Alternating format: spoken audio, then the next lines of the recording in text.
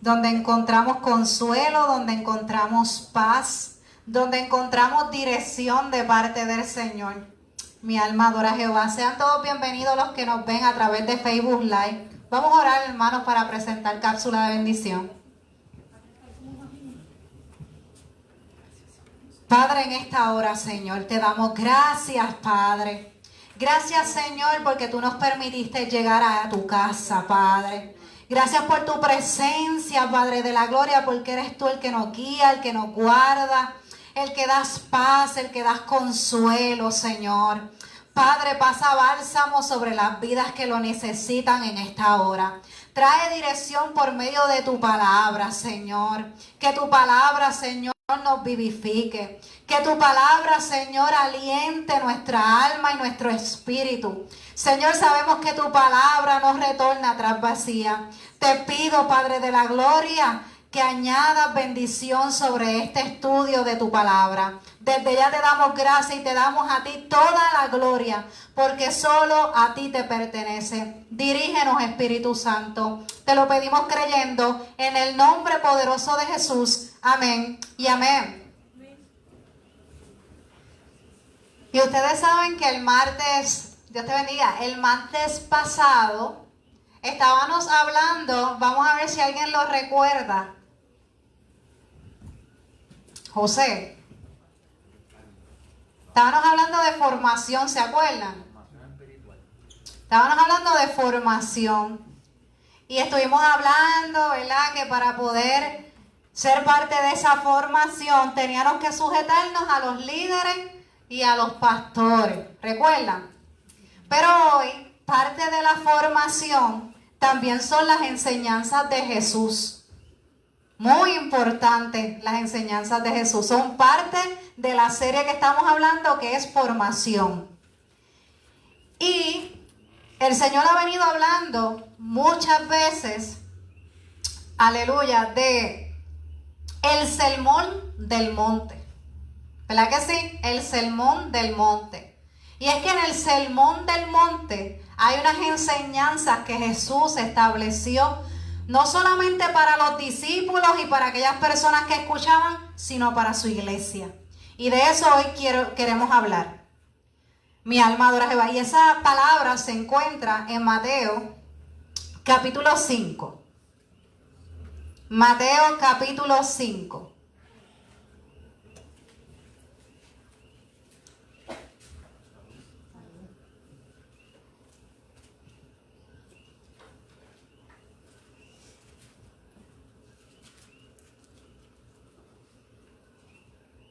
Cuando usted escucha la palabra bienaventurado, ¿qué se le viene a la mente, amado? Bendecido. Bendecido. ¿Qué más? Bienaventurado. ¿Cómo? Experiencia, ok. ¿Alguien más? Cuando el Señor dice bienaventurado. Es como una palabra llena de gozo. De gozo. Ajá, Vivi.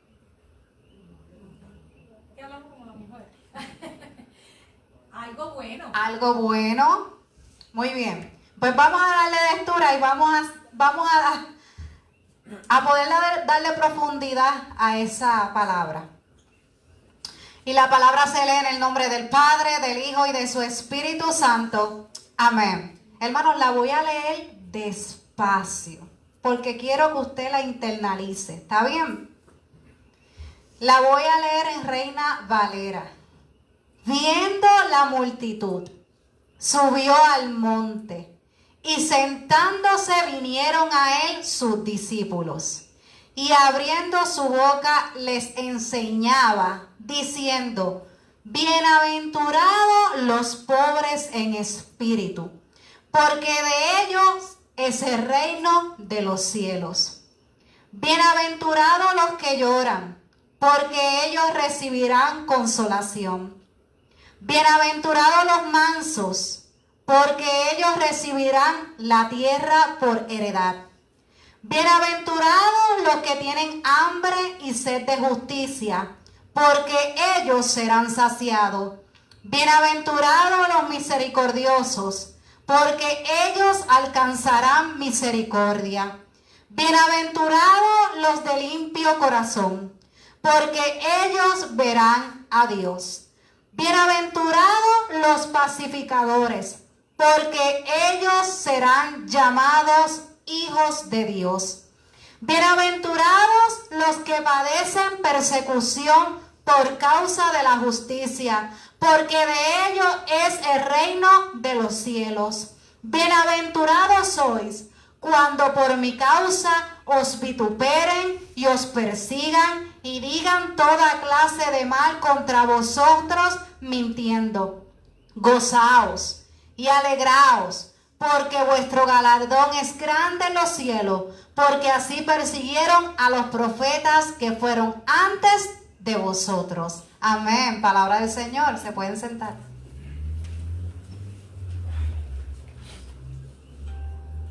Y vamos a leer poco a poco y a desmenuzar esta palabra.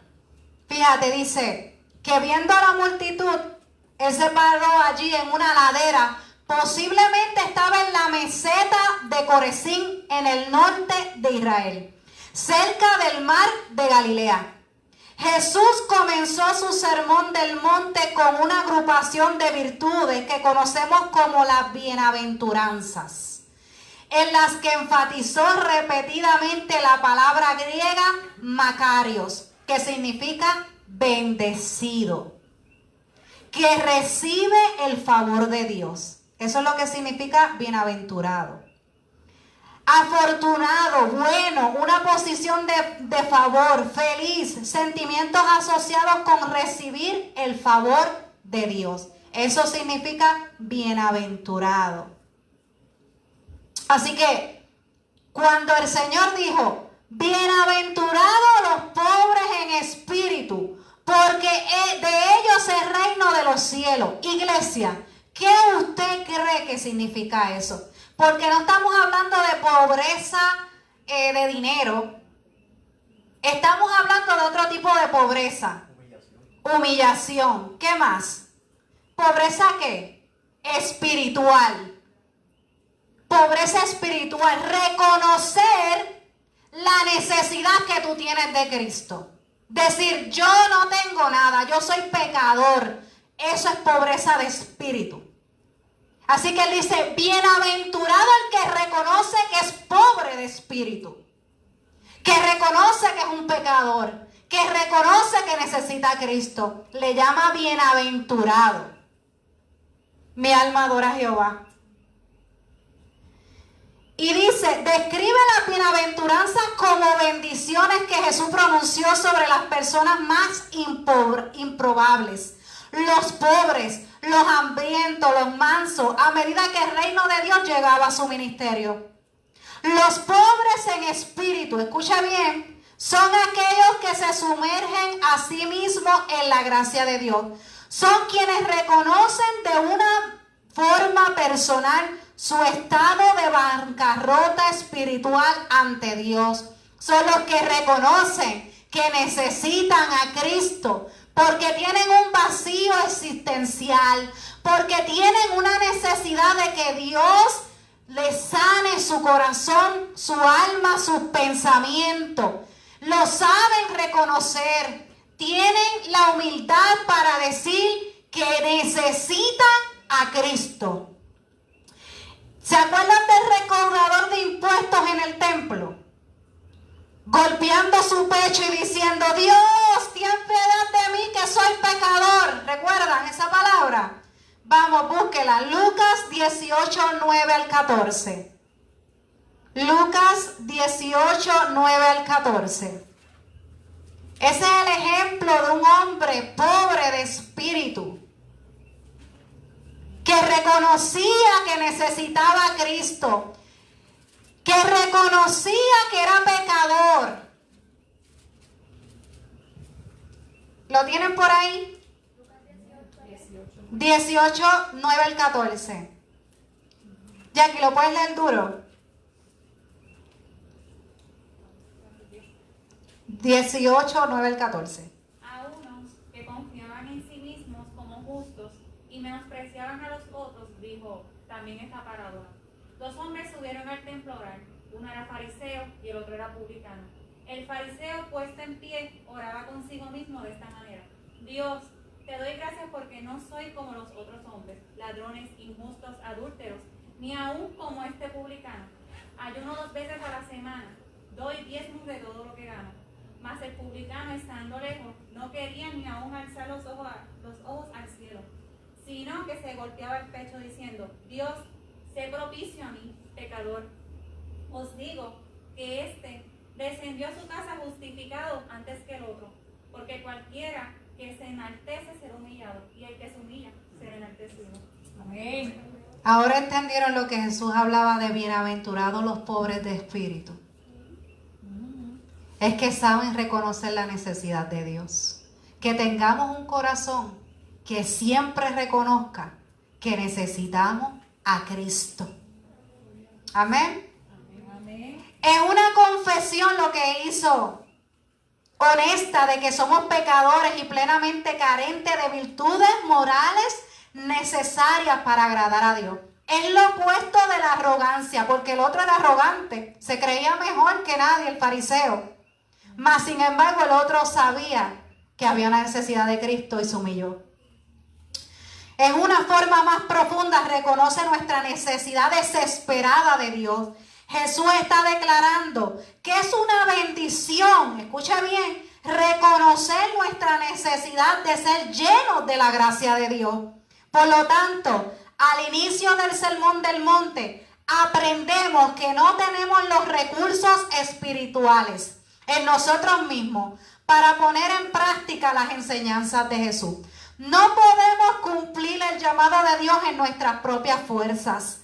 Bienaventurados los que se dan cuenta de que están en bancarrota espiritual, porque esta comprensión los va a llevar a Dios.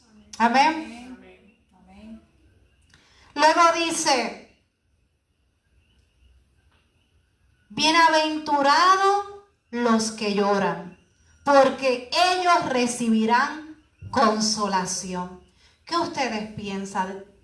¿Qué decía Jesús ahí? ¿Qué ustedes piensan de eso?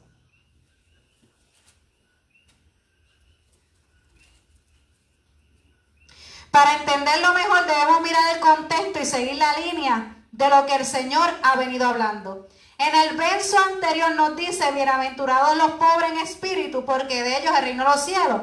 Estos son todos aquellos que entienden su miseria espiritual en la presencia de Dios. Saben que están arruinados espiritualmente.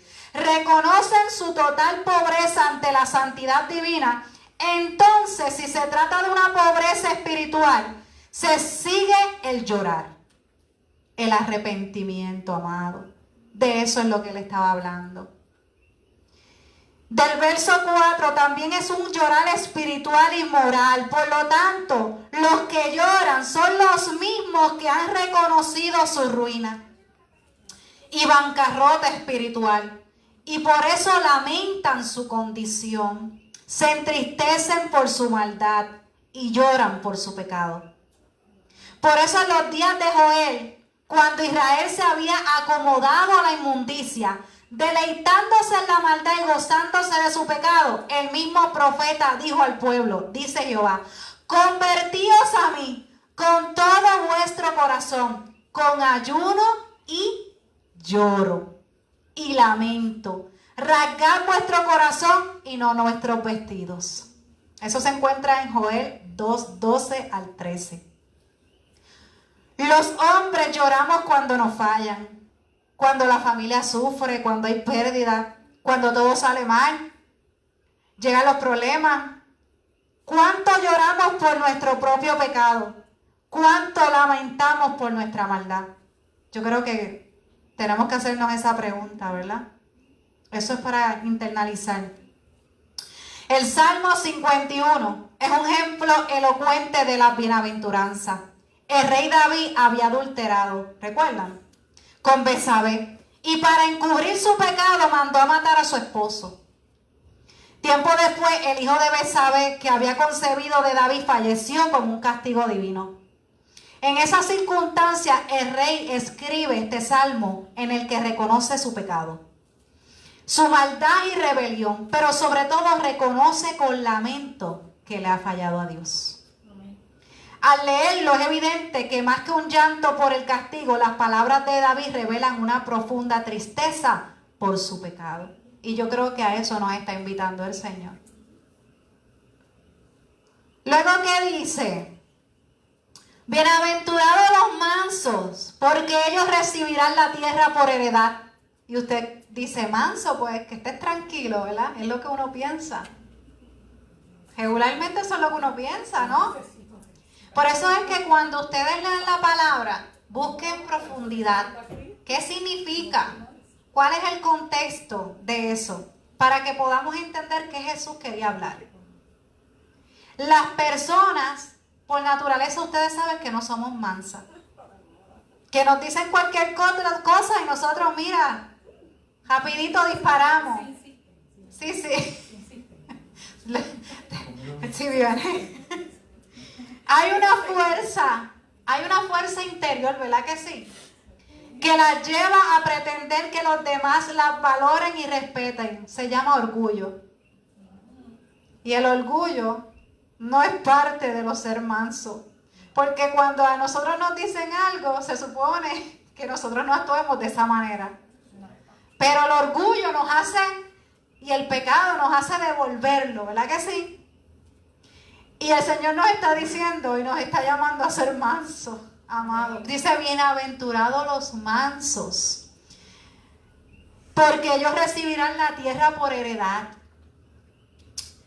Recibiremos un ejercicio para verificar si somos mansos. Vamos, aquí todos nos evaluamos. Sin mirada, por favor. Puede ser relativamente fácil reconocer delante de Dios que somos pecadores. Incluso podemos confesarlo en oración.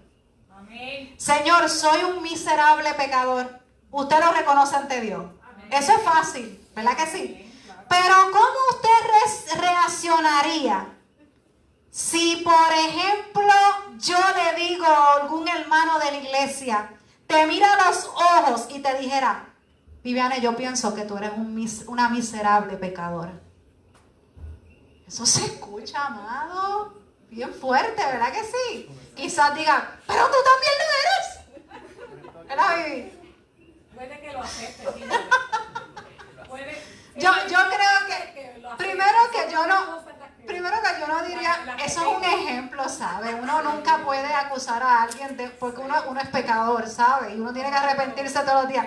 Pero es un ejemplo de que el orgullo está, porque entonces uno contestaría rápido y uno se siente humillado. Mas sin embargo, el Señor te puede hablar por medio de otra persona y puede dejarte saber que tú estás en pecado. Que tú estás en pecado. Pues entonces tenemos que evaluar qué tan mansos somos delante del Señor. Que entonces hay orgullo que hay que rendir. Hay orgullo que hay que rendir, amado. ¿Vieron que las bienaventuranzas son mucho más allá de lo que nosotros pensamos? Ser cristiano no es fácil. Yo sé que no. Esto es para valiente. No, yo estaba hablando con un compañero mío en el trabajo que también ¿verdad? Está en el proceso. Y eso decía, los trabajos que nosotros hacemos de mecánico, whatever, lo que nos dan para nosotros son quitados, ser cristianos, nada. Ahí que viene el enemigo y ataca. Pero solamente los valientes lo arrebatan el reino de los cielos. Él me dijo que cuando él y la esposa se bautizaron, un mes antes que se fueron a casar, empezaron una batalla fuerte. Y el día antes de la boda, alguien llamó para cancelar todo y no se sabe quién fue. Vestidos, todo, no sabe.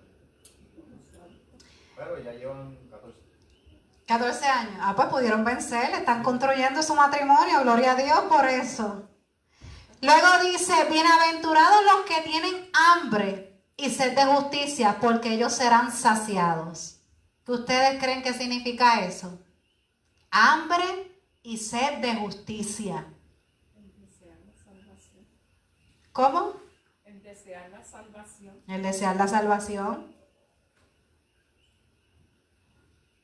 Hambre de Cristo. Hambre de Cristo. Que se le haga justicia al que no se defiende. Al que no se defiende, sí. Hambre y sed, ¿saben qué es una metáfora? Que hoy no impacta tanto como en los días de Jesús. Cuando la comida y el agua eran escasos en ese tiempo. Ahora, Es necesidad. sí. Decir hambre y sed en aquel tiempo era que de verdad había hambre y sed. Hoy nos está hablando de otro tipo de hambre y sed. Y la gente solía pasar hambre y sed. Y en nuestra cultura la comida y el agua son abundantes. Así que no captamos bien la urgencia de que Jesús quería comunicar. Las personas hambrientas y sedientas trabajaban ardua y urgentemente para obtener alimento. Así que tener hambre y sed de justicia significa que debemos perseguir urgentemente la justicia. ¿Y qué es la justicia? ¿Qué es la justicia, amado? La palabra justicia tiene varias interpretaciones en la Escritura. Pablo enfatizó la justicia legal que recibimos a través de la obra expiatoria de Cristo. Eso ciertamente está presente en Mateo. Él llama a Jesús un rescate por muchos y describe la expiación misma. Jesús describe principalmente la justicia personal de los discípulos, quienes dejan al lado el asesinato, la ira, el adulterio. ¿Para qué? Es seguir lo que Dios estableció. La justicia es eso, amado. Seguir lo que ya Dios estableció, los mandamientos, su palabra.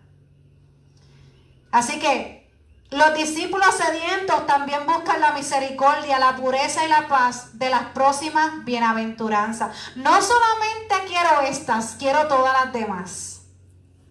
Porque tengo hambre de Cristo. Quiero todo, recibir todo del Señor. El lenguaje de hambre y sed es también conocido en la Escritura. Todos los sedientos, venid a las aguas. Y los que no tenéis dinero, venid y comprad y comed. Y se deleitará vuestra alma en abundancia. ¿Dónde está eso? En Isaías 55, 1, 2. Jesús dice, el que a mí viene no tendrá hambre, y el que cree en mí nunca tendrá sed. El problema es que no leemos la palabra, pero yo sé que ahí está todo lo que necesitamos. Todo lo que usted necesita está en la palabra del Señor. Tener hambre de justicia, escuche bien, es anhelar que el gobierno de Dios en nuestras vidas se manifieste. Es tener sed de la palabra de Dios y de la compañía de los piadosos. En las Escrituras la justicia tiene varios aspectos. Primero está la justicia personal, la cual acabamos de enfatizar. Esta hambre nos lleva a desarraigar nuestro pecado por el poder del Espíritu Santo, a ser más como Jesús. Esto es la santificación. Pero dado que nuestra búsqueda de justicia siempre se queda corta, pensamos a continuación con la justicia de Cristo, otorgada cuando creemos en Él. Esto es la justificación. La justificación confiere una justicia legal para que los creyentes puedan comparecer ante Dios, que es el juez, en el último día. La justificación borra todo pecado, culpa, que sea en nuestro nivel de santificación. Mi alma adora a Jehová. La justicia. Dice que somos salvos ¿por qué? Por gracia. ¿Por qué más? Que somos salvos ¿por qué? Por fe. Y se nos justificó por medio de ¿qué? De la fe. Así que somos justificados, de esa justicia de la que está hablando, cuando le creemos a Dios. Luego dice, bienaventurados los misericordiosos, porque ellos alcanzarán misericordia. Y yo creo que aquí conocen la palabra misericordia todos. ¿Qué podemos decir? Cuénteme. El perdón de Dios. El amor al prójimo. ¿Qué más es tener misericordia? Empatía. Empatía. Amor a la miseria. Amor a la miseria. semejante a Dios, definitivo. Y es que para alcanzar misericordia nosotros también debemos ser misericordiosos.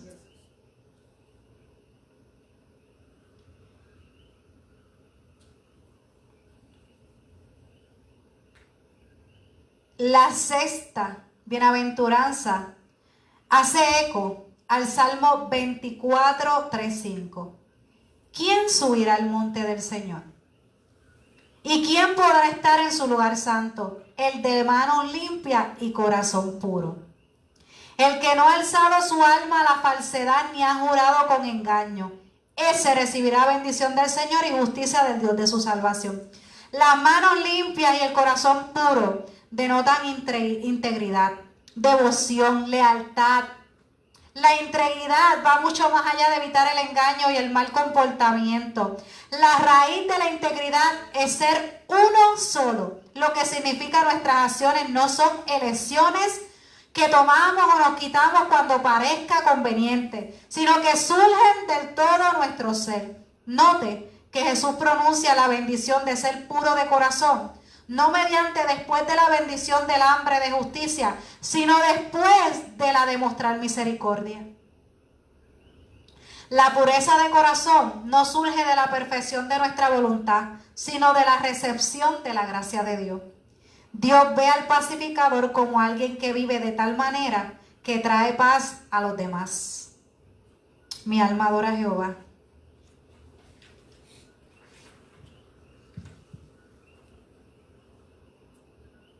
Una persona que practica la misericordia es porque Cristo ha tenido misericordia con él. Amén. Que ha recibido la gracia, que ha recibido el perdón. Por lo tanto, nosotros otorgamos misericordia cuando aquella persona, aleluya, que nos hizo mucho daño, nunca se disculpó, pero nosotros le ofrecimos el perdón. Amén. Porque Cristo me lo ofreció a mí también. Amén. De eso hablamos con la misericordia. Ofrecemos misericordia porque a nosotros un día también esa misericordia nos alcanzó. También esa misericordia es de lo que Dios te ha dado. Usted da a los pobres, a aquellos que no tienen. Eso también es misericordia, que hablaron por ahí de empatía. De esa es la misericordia que Dios está hablando. De los limpios de corazón, de los que pueden perdonar sin problema, de los que subirán al monte del Señor, porque cargan paz, porque no guardan rencor en su corazón, porque siempre son mansos y puros de corazón.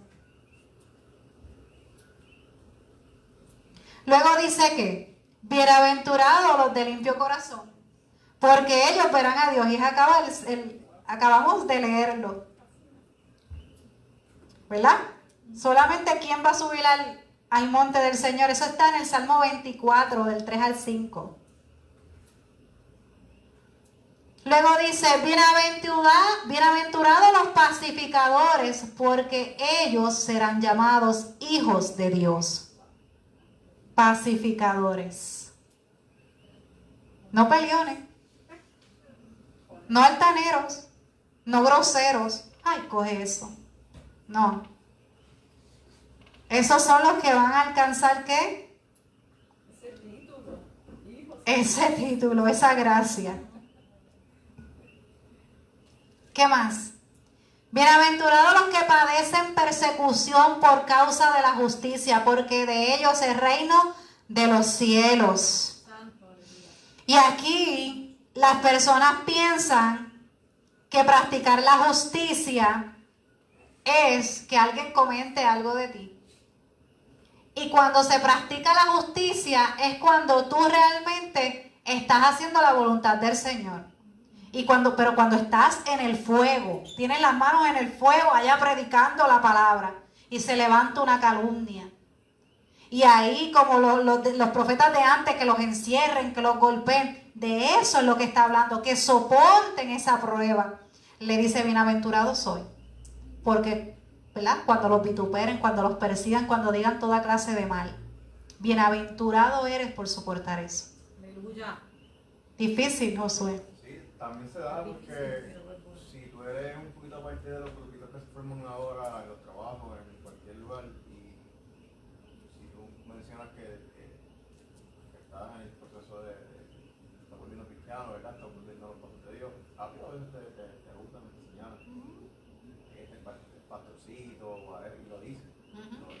Y están pendientes de cualquier Y no, como balbucio. que, ay, Dios mío. Pero bienaventurado, Josué, el que soporta.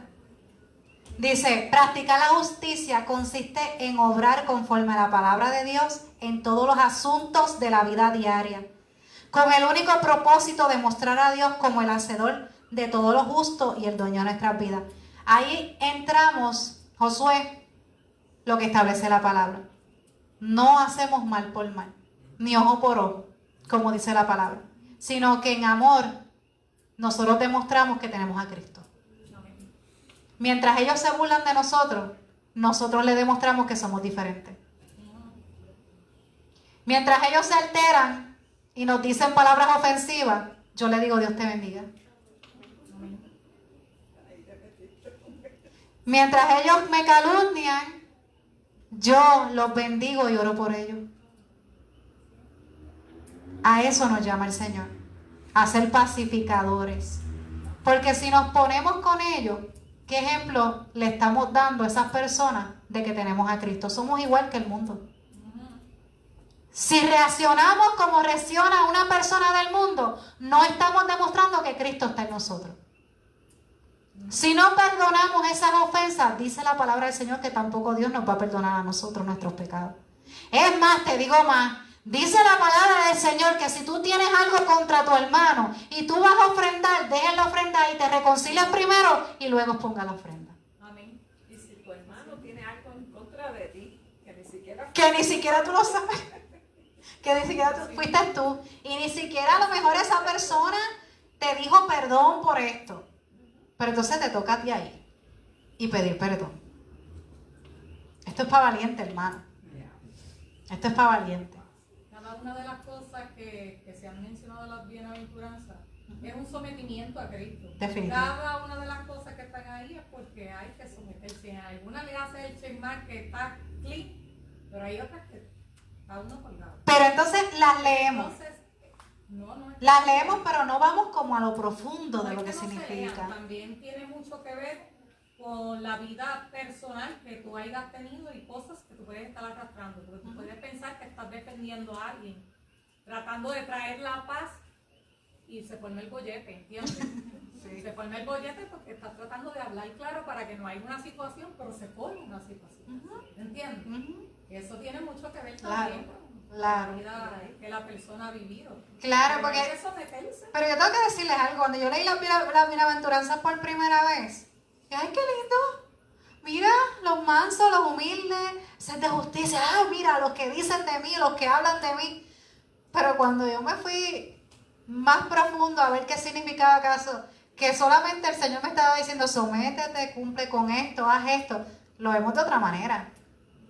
Las bienaventuranzas cobran otro giro en nuestras vidas. Así que yo creo que es importante que esto es parte de la formación. Esto es parte de la formación definitivamente. Que evaluemos esas áreas que todavía, ¿verdad?, el Señor está formando en nosotros. Pero necesitamos gente. Dios nunca deja a nadie solo. No. Dice que... Timoteo, Moisés tuvo a Aarón. No Sí. son iguales, por eso es que nos necesitamos unos a otros, porque unos son Pedro y otros son Santiago. y el Pedro necesita el Santiago y el Santiago necesita el Pedro. Por eso es importante la vida de la iglesia, porque los hermanos nos pulen. Es muy probable que yo esté puliendo a alguien y que otra persona me esté puliendo a mí. Eso es importante, la vida de la iglesia. ¿Tú tienes que decir? Yo creo que por eso es que la Biblia habla claramente que no dejemos de congregarnos, ¿verdad? Pero no entienden el significado, no es meramente porque sea un capricho, es que nos necesitamos los unos a los otros para edificarnos. Porque lo que yo no tengo, Vivianes lo tiene, y lo que Vivianes no tiene, yo lo tengo, y viceversa, así con cada uno de las personas. Necesitamos los unos a los otros. Porque, ¿verdad?, la palabra es clara cuando dice, donde hay 2 o 3 reunidos en mi nombre, allí está él. Y contestando lo que están planteando, yo creo fielmente que cuando tú recibes la gracia de Dios y tú tienes un encuentro con Dios, aunque muchas veces te cueste negarte a ti mismo, se te hace fácil porque ya tuviste el encuentro con Dios. Y hay cosas que hay que mejorar, sí, siempre hasta que Cristo venga. Pero entiendo que hay unas áreas donde tú puedes dar fruto. Porque si no, no estuvieran ahí.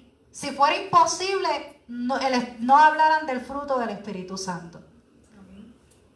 Y yo creo que nosotros podemos hacer la diferencia. El Señor nos está mandando a hacer la diferencia. Aquellos que tenemos a Cristo y que hemos conocido a Cristo, el Señor está diciendo, mira, que se vea la templanza. Que se vea que tu carácter es dócil. Que se vea que tú perteneces a Cristo. Que no estés peleando como pelea el mundo. Que tengas amor, que puedas seguir la justicia, que sigas los caminos del Señor. Yo creo que la bienaventuranza no solamente era para aquellos, sino para cada uno de nosotros ahora también. Ahí se marca la diferencia. Sí, claro que sí, claro que sí. Dice, los que practican la justicia divina padecen de persecución. Josué, ahí está contestada tu pregunta. Los que practican justicia divina padecen de persecución. Esto es lo que enseña Pablo en 2 de Timoteo 3:12. La naturaleza del cristiano es alumbrar en un mundo lleno de tinieblas. Los hombres que están en las tinieblas se sienten heridos con la luz. Así que es normal que la rechacen, que la aborrezcan y que no vengan a la luz para que sus obras no sean reprendidas. Otros son como la serpiente verrugosa, que al ver la luz se lanza encima de la antorcha o la linterna para inyectarle su veneno. Oh, mi alma adora. Ser honesto no es acceder a las cosas que nos obliga el mundo, porque son contrarias a la palabra de Dios. Rechazar insinuaciones deshonestas, como por ejemplo mentir, decir no a que los hombres del mundo quieren que diga sí. Esto produce mucho enojo a los que no son cristianos. Esto le pasa mucho a la juventud. Dale, vamos a salir. Y tú dices, no, es que estoy en la iglesia. Ave María, desde que te metiste en la iglesia, tú lo que no haces es hablar de Cristo. Y tú lo que haces es esto y lo otro. Se enfurecen. Pero se enfurecen porque es que la luz de Cristo te está alumbrando y te está dando esa verdad y la verdad te está haciendo libre.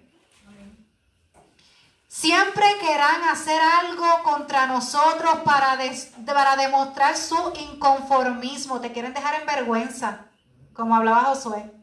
Ay, el pastorcito. Ay, José, desde que te metiste a Aleluya, cambiaste. Ponen música cristiana en una bocinita y te ponen a vapor encima. Ah, sí.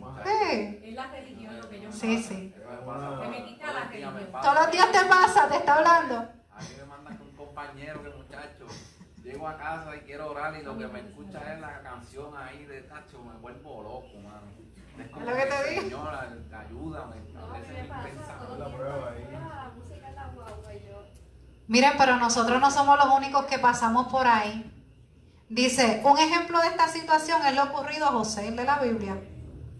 Cuando no quiso acceder a las insinuaciones adúlteras de la mujer de Potifar, ¿se acuerdan? Y terminó en la cárcel.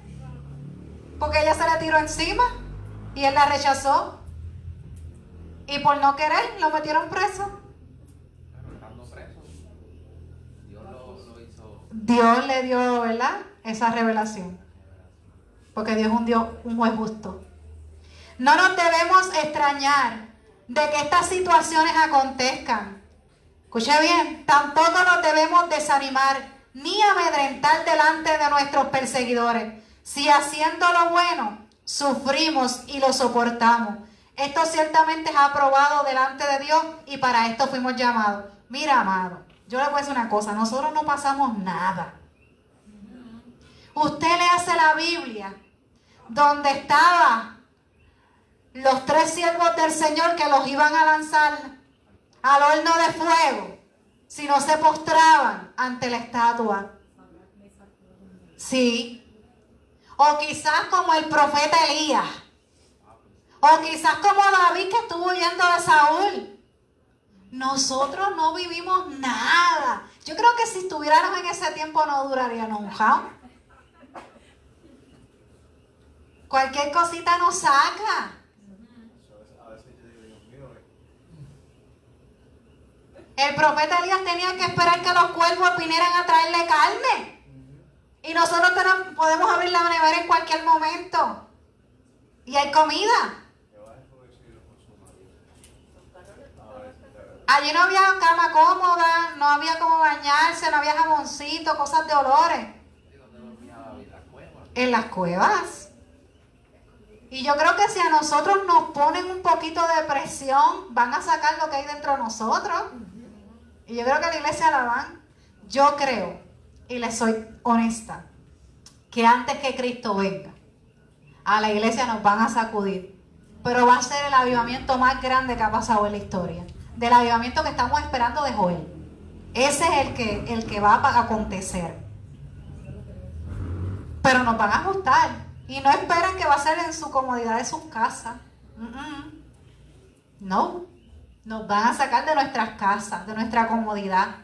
Y ahí tendremos que demostrar de qué estamos hechos. Si de verdad Cristo vive en nosotros y la vieja criatura ya salió. Amén.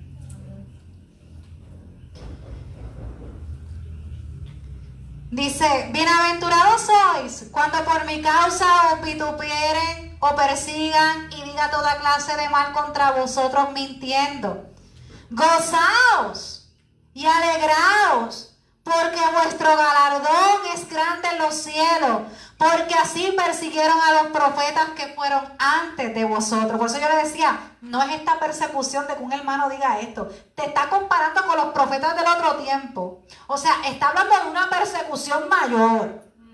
¿Entiendes? De una persecución de las de aquel tiempo. De las que si tú no adorabas te mataban.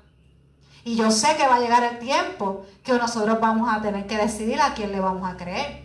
Si al anticristo o a Dios. Porque la palabra se va a cumplir. El anticristo, los que se queden, van a ver esa marca. Y van a tienen una segunda oportunidad, pero van a tener que decidir hasta lo último. Creerle al Señor y no dejarse marcar por el enemigo.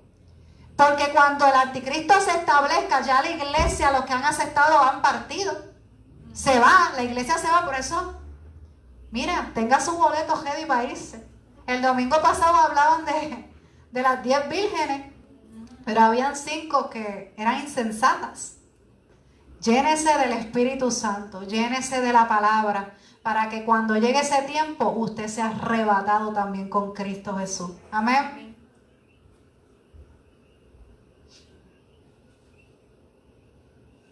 Mi alma adora a Jehová. Hay que tener discernimiento también. ¿Cómo? Discernimiento también. Ajá. Hay que pedirle a Dios discernimiento de su palabra y de su voz. Porque por ahí hay muchos que hablan muchas cosas a lo loco y tratan de envolver a las personas. Y hay que tener discernimiento. Sí. Que tratan de quedar la voz ¿Con la palabra? con la palabra. Pero si te la sabes, no te engañas. Sí. Eso sería para un neófito, pero persona Sí. que lee Biblia y se somete y se mete, nadie Por eso es importante que tú conozcas la palabra. Porque la misma palabra te dice, no le crean si dicen allí que allí llegó Cristo, porque dice que todo ojo lo verá. ¿Entiendes? Pero sí, muchos van a ser engañados con eso. Sí, Cristo está allí, suban al monte, allí van a verlo.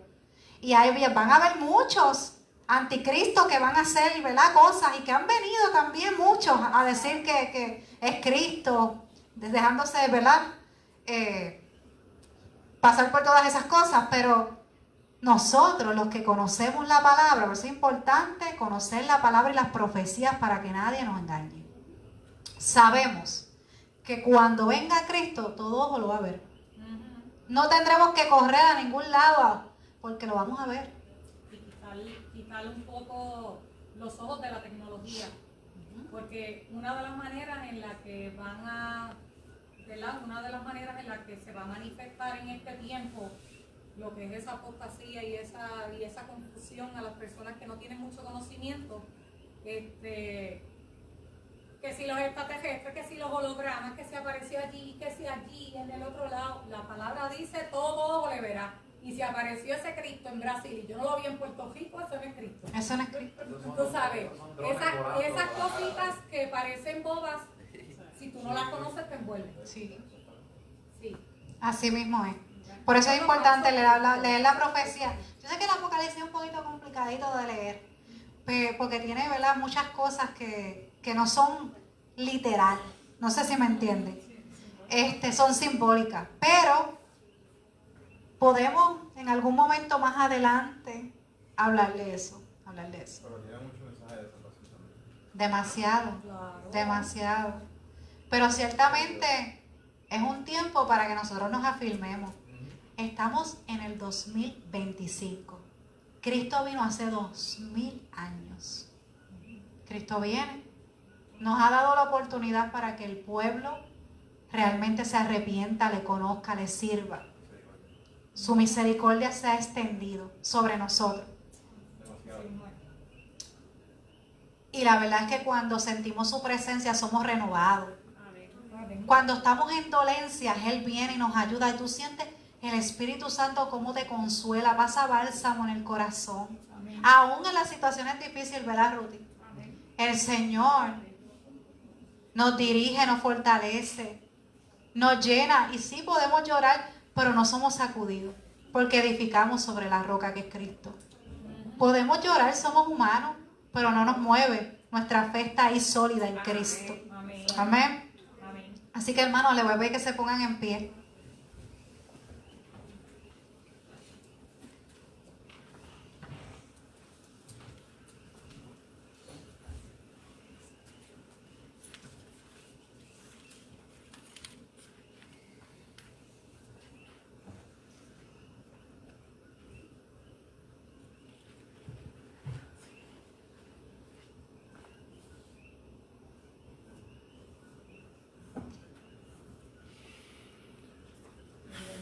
Las bienaventuranzas nos enseñan